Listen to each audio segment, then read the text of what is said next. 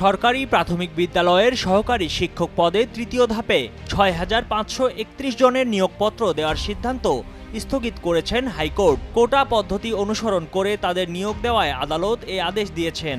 এর ফলে ২০ নভেম্বর থেকে এই শিক্ষকদের নিয়োগপত্র প্রদানের কার্যক্রম বন্ধ থাকবে বলে জানিয়েছেন আইনজীবীরা।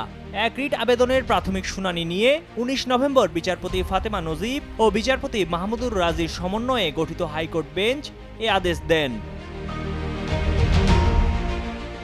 আদালতে রিটের পক্ষে শুনানি করেন ব্যারিস্টার ফয়েজ উদ্দিন আহমদ। রাষ্ট্রপক্ষে ছিলেন ডেপুটি অ্যাটর্নি জেনারেল নূর মোহাম্মদ আজমি। এ বিষয়ে ডেপুটি অ্যাটর্নি জেনারেল নূর মোহাম্মদ আজমি বলেন, ২০১৯ সালের বিধি অনুযায়ী কোটার ভিত্তিতে তাদের নিয়োগ দেওয়া হচ্ছিল। ২০ নভেম্বর থেকে তাদের নিয়োগপত্র দেওয়ার কথা। চাকরি প্রার্থী কয়েকজন রিট করলে হাইকোর্ট ৬ মাসের জন্য নিয়োগ স্থগিত করে রুল জারি করেছেন। গত ৩১ অক্টোবর সরকারি প্রাথমিক বিদ্যালয়ের সহকারী শিক্ষক পদে তৃতীয় ধাপে ঢাকা ও ৩ পার্বত্য জেলা ছাড়া চট্টগ্রাম বিভাগের চূড়ান্ত ফল প্রকাশ করা হয়। এতে উত্তীর্ণ হন ৬,৫৩১ জন। প্রাথমিক শিক্ষা অধিদপ্তরের ওয়েবসাইটে এ ফল প্রকাশ করা হয়।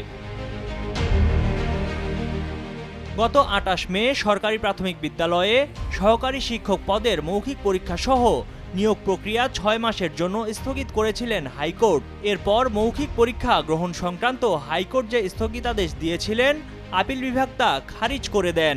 এর পরিপ্রেক্ষিতে মৌখিক পরীক্ষা নেয় প্রাথমিক শিক্ষা অধিদপ্তর।